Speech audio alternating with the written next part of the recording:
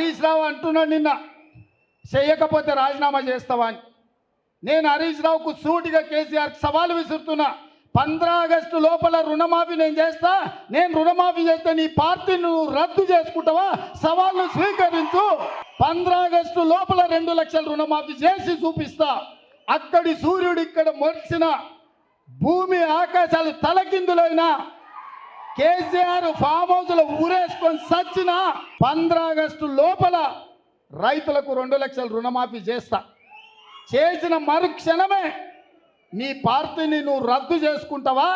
నా సవాల్ను స్వీకరించు హరీష్ రావు. పోయి నీ మామని అడుగు.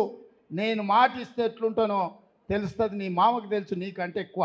ముఖ్యమంత్రి పదవికి రాజీనామా చేయడానికి సిద్ధంగా ఉన్నావా? సూటిగా రాయిగా నువ్వు డొంక తిరుగుడొద్దు. నువ్వు దేవుళ్ళ మీద ఒట్టు పెట్టి చెప్పింది నిజమే అయితే రా, గన్ పార్క్ దగ్గర రా. అమరుల సాక్షిగా ఇద్దరం ప్రమాణం చేద్దాం.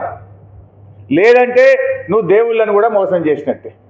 ఎందుకంటే నీ చరిత్ర ఉంది కదా. కొడంగల్ రాజకీయ సన్యాసం తీసుకుంటామని నువ్వు మాట తప్పింది తెలుసు.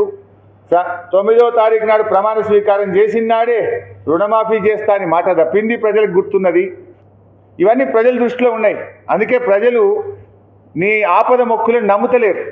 ఏ ఊరికి పోతే ఆడ దేవుళ్ళ మీద ఒట్టు పెడుతున్నావు అంటే ఆ దేవుడి మీద ఒట్టు పెడతానని నమ్ముతారేమో అని. ఇదివరకు ఒకసారి బాండ్ పేపర్ మీద పెట్టినావు, సోనియా గాంధీని వాడుకున్నావు. ఇక చివరి అస్త్రంగా దేవుళ్ళ మీద ఒట్టు పెట్టి పార్లమెంట్ ఎన్నికల్లో గెలవాలని ప్రయత్నం చేస్తున్నావు. కానీ నువ్వు ఎన్ని ఆపద మొక్కులు మొక్కినా, దేవుళ్ళ మీద ఒట్లు పెట్టినా ఇవాళ తెలంగాణ ప్రజలు నిన్ను నమ్మే పరిస్థితిలో లేరు.